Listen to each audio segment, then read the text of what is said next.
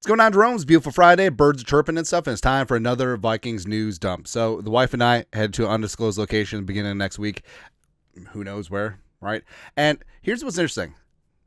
So we go to Vegas quite a bit. Neither of us really gamble. You know what I mean? I put a jelly bean on a sports event every now and then. Play a little bit of poker, play a little bit of craps. That's really it. But we enjoy the ambiance. We enjoy the warmer weather, even though it's like 60, and we just really enjoy restaurants and stuff. So actually, I should do like a top 10 list of our favorite spots out in Vegas. So there you go. But things will be intermittent next week. That's why the Vikings are going to make all of their moves next week. They're going to sign Sam Darnold to a bajillion-year deal. It's probably what's going to happen, right? But, put a little something in the Venmo. Buy us a coffee when we're out there. It's going to be good times. Speaking of which, now watch the Vikings somehow, some way, just like get a deal with Rodgers. I still don't think it's going to happen, but so many Vikings fans are gung-ho about bringing Aaron Rodgers' old bony ass, Calcium Boniva, that I don't know. Maybe they're just convincing the universe that it's going to happen. I don't see the upside. Rodgers was not good last year, but he had the same passing yards as Josh Allen. Whatever. Yards per attempt, EPA, ADOT, any other acronym, he was bad. He was ass. Thank you. And he's got no upside. Like, he's not going to magically get better. And him popping his Achilles in 2023 covered up what we've said for years now. He was bad in 2022 for the greasy, grimy Green Bay Packers. There was a reason why they were a running team with Aaron Jones and A.J. Dillon. It's because they didn't trust Rodgers' ass. But the Jets announcing formally and informally that they're cutting Aaron Rodgers. For everything you've given us the past 2 years, thank you, 8. What? A lower winning percentage than Zach Wilson? Blah, blah, blah. So apparently, Aaron Glenn, new Jets head coach, respect, like, he was open to having Rodgers back for a season, but he had stipulations. Like, you will show up for off-season work, and you will not go on the McAfee show. And Rodgers is like, nah. I'd rather spend my off-season smoking crack in a cave. And I like passive-aggressively calling out everyone on my team on the McAfee show. Just ridiculous. But I swear that everything that's holy, this does not mesh with anything that Kevin O'Connell or Quayson want to do. I mean, sure. Well, Rodgers would be a bridge quarterback. JJ's ready to go. JJ's ready to rock and roll. Like, the knee is good. Everything will be good, right? Or whatever. Bring back Darnold. No. Bring back Daniel Jones to be your veteran backup guy. There's no upside with Rodgers, and there's a lot of downside. Because he ain't going to play for free, and all the drama that he brings doesn't make any sense. But Favre actually had something left. Rodgers does not. So, there you go. Other than that, I have no thoughts on it. Oh, tangentially, this is from Alan Sanders, nailed it. Bombshell report from Ryan Burr says that Steelers have inquired about trading for former Jacksonville Jaguars #1 overall pick Trevor Lawrence, potentially sending their 2025 first and second round picks in return. Now, I love offseason speculation. This is probably going to amount to nothing, but this one makes a lot of sense because Jacksonville, I feel like the Trevor Lawrence experiment has sort of like run its course, even though they gave him a buttload of money last year. And also, the Jaguars don't have a GM, so they don't even have the person that would have final say over something like this. So, who are the Steelers sending those inquiries to? Like the head janitor right now? Or Liam Cohen? Duval? Grant Udinsky? Is he getting these emails? Hey, Trevor Lawrence for a first and a second. But Steelers really don't have any solid options right now. Because they might run it back with Russell Wilson. They might run it back with Justin Fields. I would choose Fields over Wilson. Maybe they sign Darnold. But here's the thing. If they pull off this trade for Trevor Lawrence, a new day, a new dawn for Trevor Lawrence, that leaves an opening in Jacksonville. And now, slinging Sammy Darnold. Because Liam Cohen coached together with Kevin O'Connell. Their offensive philosophies, from McVayian theory, are sort of adjacent to each other. And you saw how Sam Darnold operated in a Vikings offense. Also, their new OC is Grant Udinsky, who worked hands-on with Darnold this year. So, I'm not saying, I'm just saying. Also, don't sleep on, hey, that guy played well against the scouting. I mean, Darnold did have 3 completions to Jaguars last time they played. So, yeah. Like, there's so many spots where Darnold actually works. Right. And also, hey, if Jacksonville trades Trevor Lawrence, they would have a surplus of draft capital, so maybe a tag and trade could work out. Who knows, man? But, I mean, I haven't even looked at the numbers. I assume that Jacksonville would have to eat a lot of dead cap with this trade, but who knows? Yeah. Something I do know is that the Vikings should be partaking in the trenches of this prodigious defensive tackle class. It is a very good running back class. It's a very good defensive tackle class. And two definite needs for the Vikings. Brugler, a reminder how loaded this defensive line class is. D tackles invited last year's combine 25. Defensive tackles invited this year's combine 41.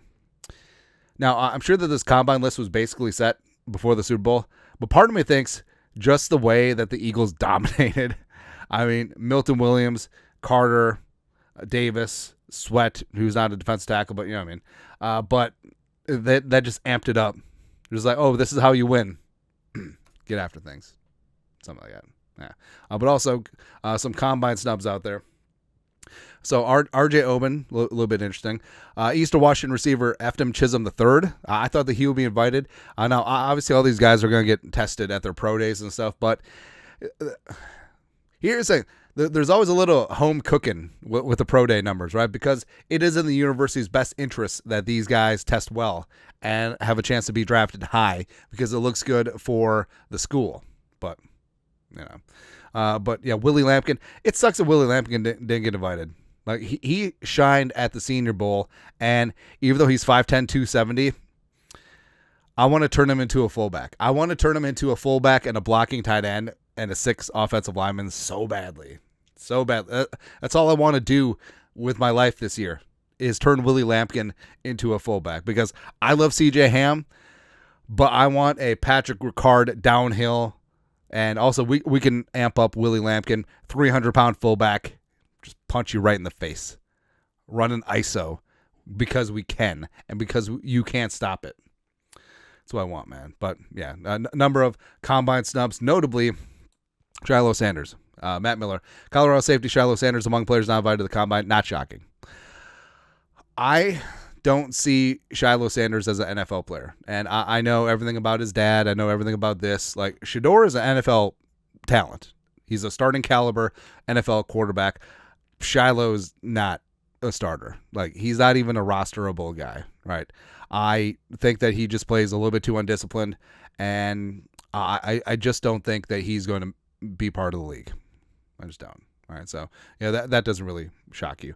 Something that also doesn't really shock you is Christian Darrisaw, Jalen Redmond, lighting things up at the Wolves game. Wolves beating down the Thunder. I'll say this too. So Anthony Edwards, the dunk on Chet was great. That also, how come the great state of Minnesota loses all these top basketball players elsewhere? It's weird. But yeah, Chet Holmgren, you're going to Gonzaga, all that stuff. But all right, so a lot of things here. Number one, Darrisaw, I don't see a sleeve on that knee, so that's good to go. Also, he's put out things on the gram about him working out of the facility, looking really good. Hopefully, Darrisaw will be ready to rock and roll for week 1. Also, Jalen Redmond's my guy, man. Like, even though the Vikings are going to spend in free agency at defensive tackle, same thing with the draft, Jalen Redmond needs to stay in the picture. Like, every time that 6'1" got on the field, good things happened. But, you know, so there's a lot of things going on. First off, the Jordan 12s, delightful. This is one of my favorite ones. We got these ones. Looking really good. Also, you got the burr in front of them. You got the jeans with the pockets on the shins, which was the style back in the day. Also, the varsity jacket with the R, the Redmond. It's looking good. Anaheim Angels hat. They used to be the Los Angeles Angels, right? I'm not like smoking crack, right? I don't know. Yeah, but good to see Darrisaw out. Good to see that they got to see a win. Awesome, all that stuff. So, yes, we do have to weather the whole JJ to JJ connection and all those talking points. But I'm okay. I will put up with the announcers thinking they're so clever. JJ to JJ, again. Blah, blah, blah. But it's okay. Have them connect 17 bajillion times. I will go from there. And Jefferson, you talked about how they're working all that chemistry and that stuff. Vikes fan page. Jefferson on McCarthy, quote, "Our lockers are really right next to each other. So every single day we're chopping it up. We're talking not only about football, but just life in general. Just having that connection with him before he even steps on the field is something that's special. So I'm excited to see what he does. Now, this was something that was last year too. That Jefferson and McCarthy had their lockers next to each other, and this is going to pay dividends. Like, I know that O'Connell and I know that Jefferson have paid lip service to Darnold, saying nice things, but it's McCarthy's show, and all this BS about Rodgers, this, that. No, it's JJ McCarthy's show. Like, think of the plan after the draft. You sign Darnold to the 1-year, $10 million deal to be your bridge quarterback. Maybe he doesn't start, and JJ McCarthy is the guy. And he's going to be the guy.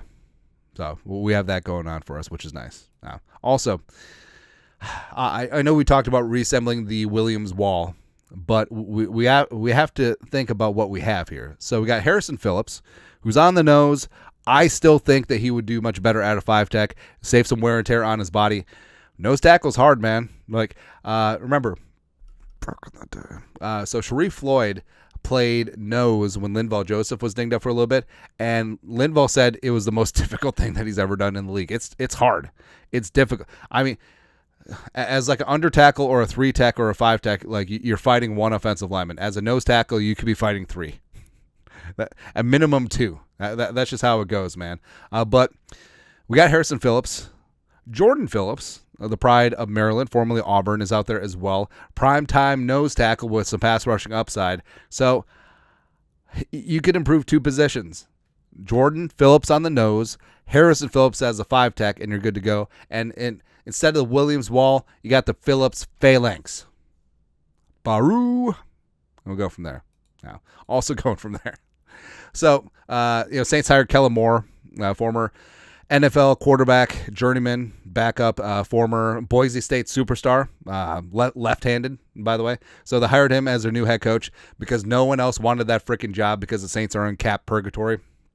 It's rough, man. But Stephon Gilmore, I believe it's Mr. Gilmore's. The fact that Kellen Moore got drafted the same year as me and now a head coach makes me feel old. LOL. And yeah, I mean, Kellen Moore is still relatively young. And Stephon Gilmore, I don't know. Like, I liked what Gilly did. I think that age showed a little bit, especially towards the end of the season. And Gilly probably deserves Hall of Fame consideration. I think that he could get in. I think he should retire. Yeah. And Gilly, talk about 2012 when he was the number 10 overall pick.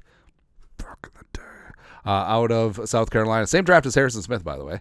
Kellen Moore actually went undrafted, but he ended up being a solid backup in Dallas for a couple seasons and just going from there. But, yeah, Gilly, we love you, man, but, yeah, I think it might be time to hang him up. Lastly, so it is Valentine's Day, and there's a couple things here. So I know that people stress out about Valentine's Day a lot, and maybe I just benefit from having someone who's very chill, especially around, like, well, she calls it a fake holiday, fake holiday, where it's like, I don't know, who came up with this? Hallmark and Ferrero Rocher, or the fancy chocolatiers and like restaurants. Like, winter in general is kind of tough for restaurants, so they're like, hey, let's get a spot. We're gonna have the busiest day of the year when it's cold out. Yeah, but Valentine's Day. So if you're with someone.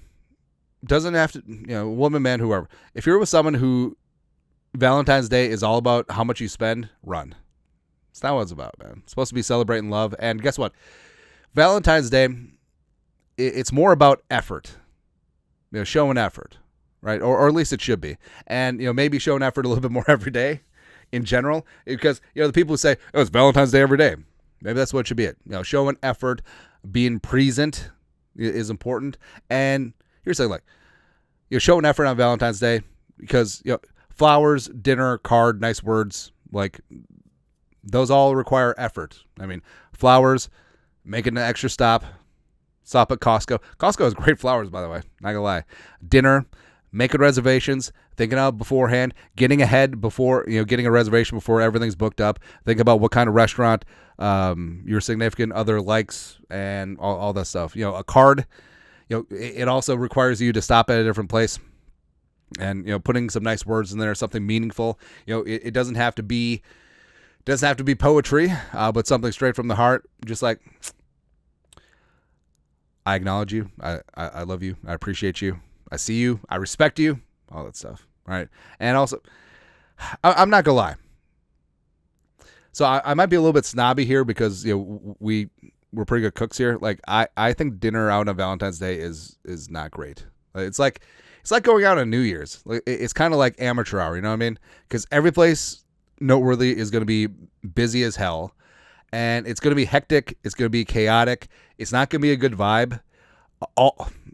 Everything's going to be two tops, and the wait staff is going to be stressed, and the kitchen is going to be in the weeds, and all of that permeates into your experience. Food could be late, service could be slow, all of that stuff. Things are gonna be loud. There's gonna be 17 proposals around you. Nah.